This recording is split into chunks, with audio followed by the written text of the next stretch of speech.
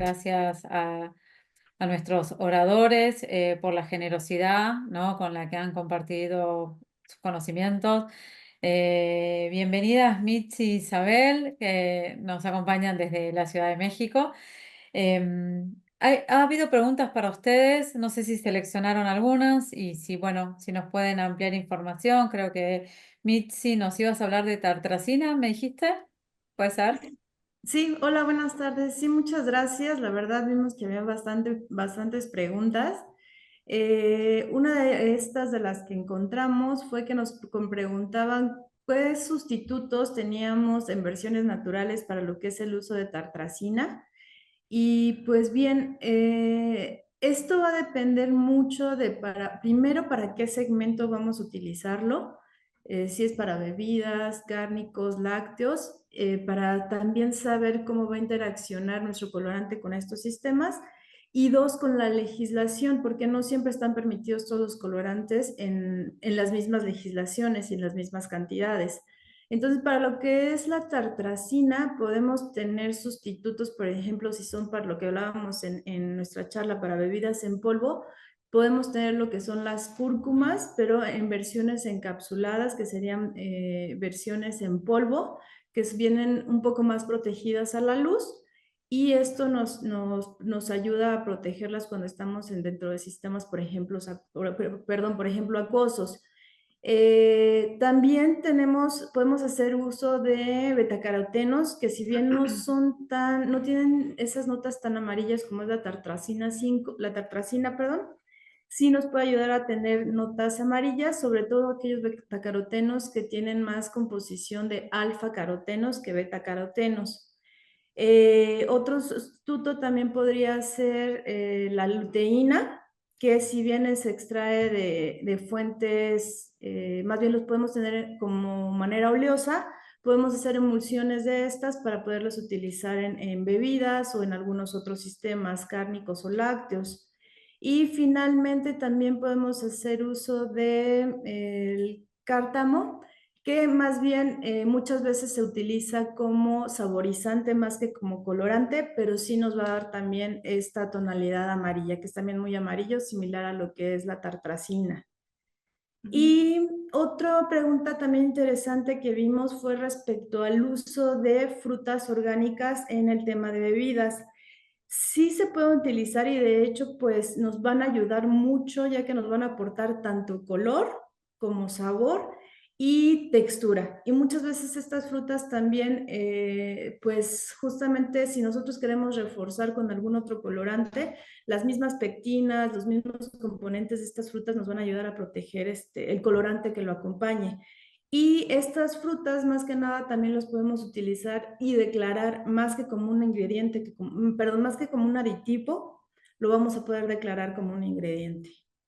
Ujú. Bien, súper interesante. Isabel, ¿vos nos querés sumar algo? Sí, sí, claro. Te vi con ganas de decirme algo y... Sí, siguiendo la misma línea que comentaba Mitzi de los sustitutos que podemos encontrar para los artificiales, también se pueden manejar para, por ejemplo, para el amarillo 6, eh, vixinas o algún tipo de carotenoides como la oleoresina de paprika emulsionada, también ayuda mucho, o bien todas estas fuentes de la nato, ya sea como vixina o norvixina, pueden funcionar muy bien. Y en el caso para sustituir el rojo 40, normalmente lo que hacemos es blend de algunos colorantes, como mezcla de colorantes naranjas con rojitos para poder llegar a ese tono del rojo 40. Igual siempre va a depender de la aplicación, del proceso del alimento, porque como sabemos, naturalmente cuando tú procesas un alimento per se ya cambia la coloración de tu alimento, ¿no? Entonces todo eso se tiene que considerar en el momento de hacer una sustitución. Y pues en el caso de los azules, como sabemos, del azul 1, es un sintético muy complicado de sustituir, pero dependiendo de los países, pues está la famosa espirulina, que como sabemos nos puede funcionar muy bien en productos como bebidas en polvo porque son ready to drink, están un ratito, te las preparas, te las tomas y es un color muy bonito que no necesita ser demasiado estable a la luz, a la temperatura o un pH ácido porque el consumidor lo toma inmediatamente. O hay otras opciones que también ya están, que no son tan cromáticas como es el azul de Huito, ¿no? Es un azul un poco más, apagado, no apagado, no lo quiero decir apagado, pero es un azul diferente, no es tan cromático, pero es un azul más, más oscuro, ¿no? Igual te ayuda, ¿no? Te puede ayudar a como una buena fuente de azules. Y pues no se diga el carmín, se tocó mucho esta área de cárnicos y pues el carmín es uno de los colores naturales más estables y que no hemos podido encontrar un sustituto, ¿no? Del carmín, del tono, ¿no? Ni algunos artificiales, ¿no? Este, la segunda cosa que me gustaría comentar es que a su vez hay productos como el achiote que se puede ocupar para cárnicos y no declararse normalmente como un aditivo, como un color, ¿no? Porque a veces el achiote solo lo mueles y ya te puede dar per se un sabor, una tonalidad, una experiencia sensorial más que solo el color, ¿no? Igual que con la cúrcuma. Entonces, pues eso era algo que les quería comentar y que preguntar. Bien, sí, la verdad es que cuando estuve en México todo tiene mucho color, así que me imagino que ustedes tienen un gran desafío, ¿no? Porque allá como que los productos son muy coloridos, ¿no? Y me imagino que todo lo que, los colorantes que vienen de la naturaleza, nombraste el carmín, que es un caso bastante particular, ¿no? En general son menos histriónicos los colorantes naturales, ¿no? Se expresan como un poco más suaves, ¿no? No diríamos más apagados, como dijiste vos, ¿no? Pero y a su vez no son tan estables, ¿no? Entonces yo creo que hay que seguir generando mucho conocimiento, por ahí hay mucho por hacer, así que bienvenido. Muchas gracias, chicas, por sus respuestas y bueno, siempre es lindo tener gente en México con nosotros, ¿eh? Muchísimas gracias. Julia, Hola Mariana, ¿cómo ¿cómo estás? Un gusto andás? saludarte. Muy bien, muy bien. La Bueno, verdad Julia desde Santa Fe, nos vamos de México a que Santa Fe, de una punta a la otra. Julia, perfecto. ¿elegiste preguntas para contestar? Sí, en realidad, como mencionaron las chicas antes, había varias, pero había, bueno, hay un par que es la que me interesa ampliar, que es un poco que se repetía bastante, y es en general la tendencia en lo que es, bueno, lo que es fortificación de alimentos o también suplementos dietarios. Entonces, en lo que es el desarrollo de alimentos, específicamente en relación digamos, a agregar ingredientes nutricionales o microingredientes nutricionales, todo lo que es derivado de origen vegetal es algo que está teniendo muchísimo auge, si bien todavía es un mercado bastante emergente y a nivel, digamos, de volumen total de alimentos, todavía es pequeño, pero digamos, el grupo de alimentos que más está creciendo. Entonces, en este sentido, utilizar ingredientes también de origen vegetal es como también un poco la tendencia. Y bueno, y como complementar también a lo que decía Mitzi, porque ella mencionaba dos ingredientes que son los carotenos y la luteína, que se utilizan como colorante, pero también tienen funciones nutricionales. Entonces, porque tienen muchas propiedades antioxidantes, sobre todo a nivel ocular, entonces se lo utiliza con este fin como suplementación y siempre extraído de, por ejemplo, la luteína se extrae de una flor, de un tipo de crisantemo que es color amarillo. Los carotenos se extraen hoy también no solamente de fuentes vegetales como podría ser la zanahoria, sino de algas, y hay cultivos de microalgas y granjas de microalgas que, bueno, son un poco las que yo mostré en la presentación, pero bueno, todas estas tendencias nuevas, no solamente en ingredientes, sino en forma de obtención de estos ingredientes. Entonces también hoy la biotecnología juega un rol muy importante, por ejemplo, lo que es el ácido hialurónico u otros compuestos que se obtienen por biosíntesis. Y bueno, son muy interesantes porque también estos avances tecnológicos permiten obtener productos cada vez más puros que hacen que, digamos, los sabores residuales que eventualmente pueda llegar a tener este tipo de matrices no se trasladen al alimento. Así que, bueno, todo eso la verdad que es muy interesante, muy emergente todo. También hay compuestos muy novedosos que son los péptidos bioactivos, que son fragmentos o cadenas de proteínas que tienen determinadas propiedades funcionales, por ejemplo, como, no sé, antioxidantes también, o como moduladores de la presión arterial o en las articulaciones. Entonces, bueno, todo eso es algo también que está avanzando, que todavía está un poco confinado en el área de la medicina, pero bueno, seguramente son cuestiones que van a ir bajando después al segmento de la alimentación. Y bueno, y en relación a suplementos dietarios, que era la otra pregunta, lo que más caracteriza hoy el mercado de suplementos dietarios es la diversidad. Realmente es altísimo, no tanto acá en Argentina, pero sí en otros países, lo segmentado que está ese mercado, inclusive podemos tener suplementos dietarios para adultos, para hombres adultos, para mujeres adultas. Bueno, yo presentaba un caso que me llamó mucho la atención, que es para prevenir la aparición de canas, por ejemplo. Entonces, está realmente muy, muy segmentado este mercado, y bueno, y dado también por este avance impresionante en nuevos ingredientes y en cosas nuevas que se van descubriendo con propiedades funcionales, y que favorecen, digamos, la nutrición y lo específico de cada nutrición. Así que bueno, un poco eso contarles, la verdad que muy contenta de estar participando acá, y bueno, cualquier duda u otra información adicional están mis datos de contacto también. Así que bueno, lamentablemente no se pueden responder todas las preguntas, pero bueno, esto es un poco lo que globalizaba, digamos, la mayoría de las consultas.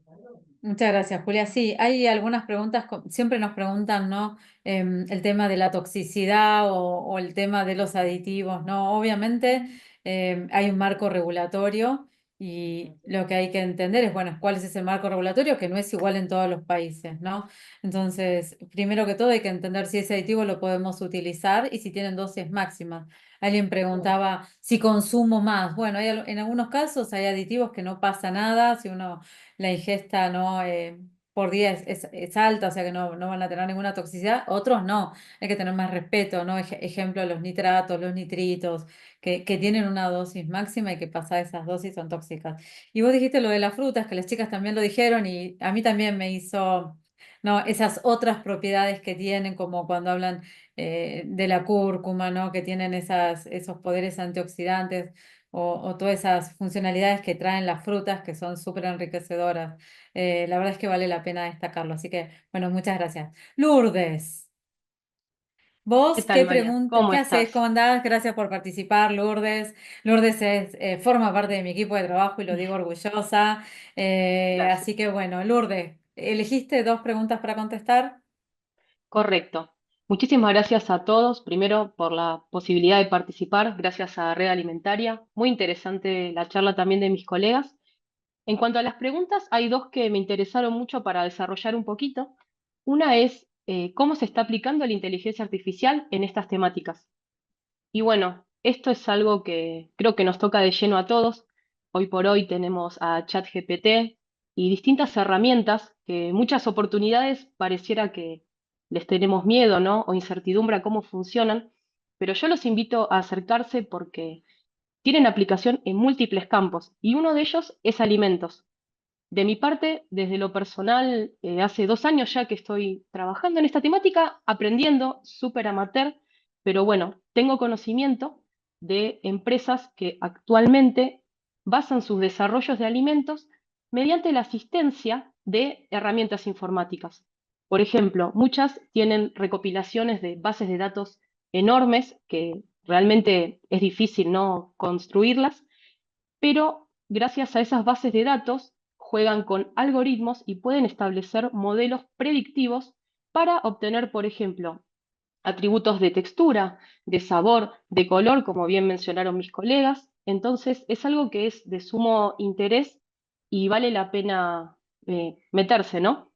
Así que bueno, es cuestión de explorar, obviamente no vamos a nombrar marcas, pero ustedes seguro saben y si no, los invito a explorar en la internet y poder interiorizarse un poco sobre esto. Esto no quita, obviamente, que no vamos a hacer más ensayos a escala laboratorio, pero de alguna manera valerse de la ayuda de estos algoritmos que nos ayudan a predecir justamente ciertos comportamientos o parámetros, nos va a facilitar la tarea, nos puede llegar a reducir, por ejemplo, el número de desarrollos, optimizar parámetros, así que vale mucho la pena investigar un poco. Así que los aliento de mi parte, ¿no? Como colega y también ampliarlo a distintas disciplinas. No solamente está vinculado a las áreas de informática, puede estar vinculado a cualquier temática y es algo que nos compete a todos. Y otra pregunta también que me gusta contestarla porque puedo dar más mi experiencia personal es ¿qué consejos darían para ser buenos profesionales y las mejores maneras para formular y manejar ingredientes aditivos? Bueno, sobre esto lo que creo que es interesante es tener siempre un pensamiento y un enfoque holístico a la hora de desarrollar un alimento.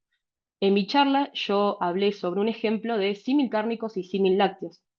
Uno podría buscar que un alimento a base de plantas se asemeje, por ejemplo, un cárnico a un lácteo, pero no hay que olvidar que no solamente debemos cubrir, por ejemplo, que el sabor sea similar, la textura, sino que también, por ejemplo, hay que destacar la composición nutricional. Por eso, en muchos casos, es altamente recomendable pensar en estrategias de fortificación, como nos estuvo mencionando Julia, ni hablar los colores, también tener en cuenta que justamente lo dije en mi presentación, nosotros en productos similcárnicos, por ejemplo, no tenemos una transición natural de una molécula que va a cambiar su coloración, entonces tenemos que jugar con mezclas que permitan obtener un efecto similar. También como, bueno, mencionó Marian, es importante el aspecto del marco regulatorio.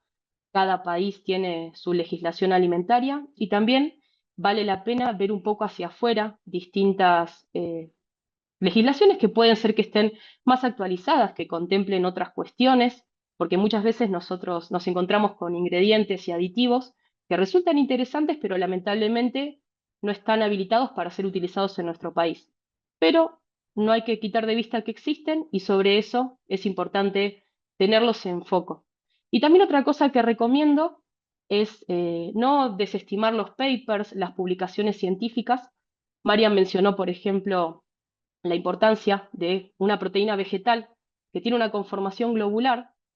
Es muy difícil que una proteína que tiene una conformación esférica llegue a formar una fibra. Entonces, bueno, el conocer eso es algo que nos va a permitir jugar con estrategias de transformación y ver si nos podemos acercar a esa estructura fibrosa, por ejemplo, que nos interesa en un músculo cárnico.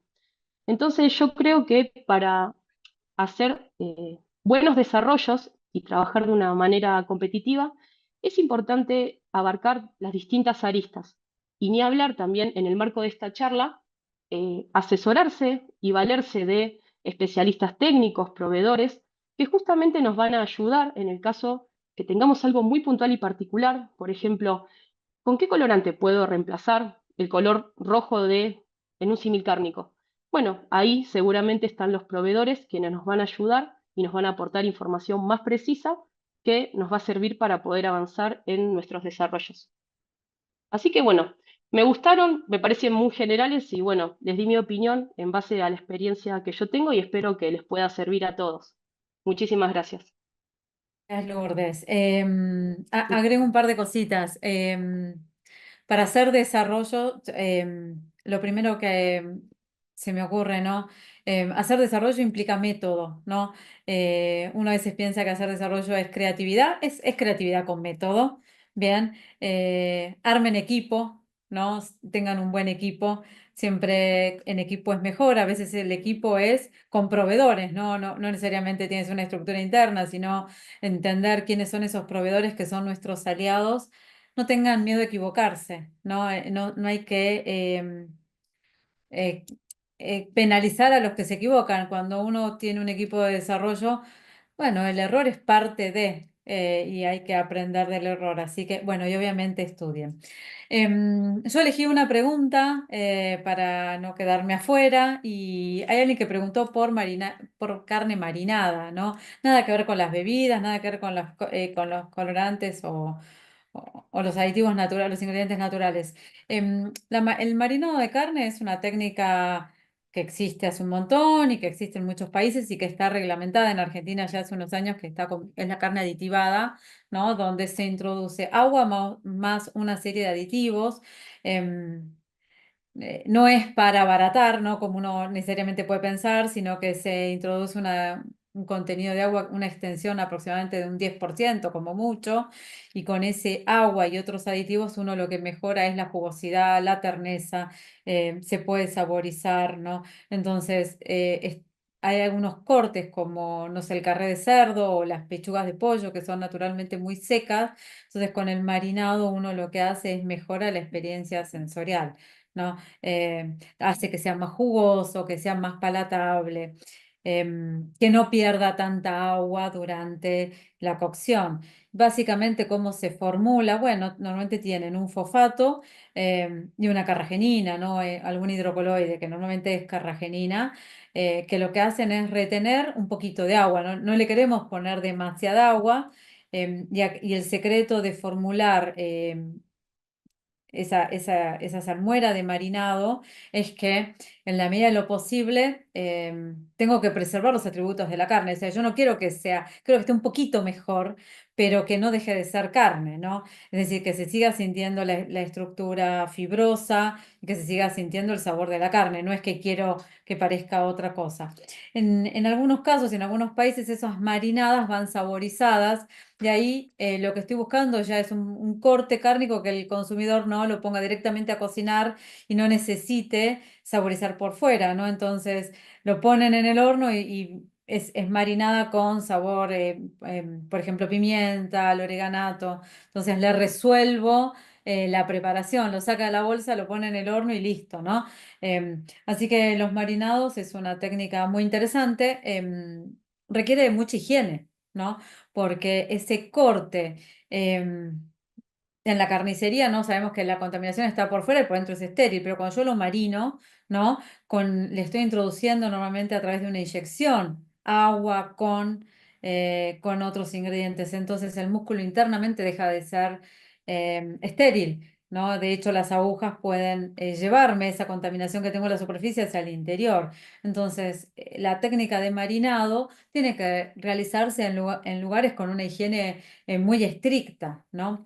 Y la otra cuestión es que, bueno, esto tiene que ser declarado en la etiqueta, ¿no? El consumidor tiene que saber que no está comprando un músculo tal cual, ¿no? Se obtiene de la faena, sino que ha recibido un proceso. Porque si no podría pensar que lo estamos engañando, no estamos introduciendo un 10% de agua y estamos vendiendo agua al precio de la carne. Entonces, en el caso de marinado, sí, una técnica interesante, cuiden la higiene, formulen bien y declárenlo bien. Bien, bueno, esta ha sido mi respuesta, mi pregunta elegida. Vamos a ir cerrando. Muchas gracias a todos por la atención, por habernos acompañado en esta jornada. Para cerrar, para los que no me conocen, soy Mariana Sánchez, directora de Asistencia Tecnológica del INTI. El INTI es el Instituto Nacional de Tecnología Industrial. Es un organismo público que nos gusta participar de estos eventos porque nos gusta, nuestro rol es acompañar el desarrollo de la industria, ¿bien? Y consideramos que la mejor forma de hacerlo es interactuando, estando bien cerquita de las necesidades, formando ecosistema con los proveedores, ¿no? Y con la industria. Somos una institución de puertas abiertas, nos gusta ser una institución cercana, entonces todos aquellos que quieran contactarte con nosotros, bueno, no duden en escribirnos y siempre están las puertas abiertas de nuestra institución, de nuestras plantas pilotos para recibirlos y acompañarlos en los desafíos que se les presenten. Para cerrar, muchas gracias Red Alimentaria, muchas gracias a los chicos de Enfoco Films y bueno, hasta la próxima.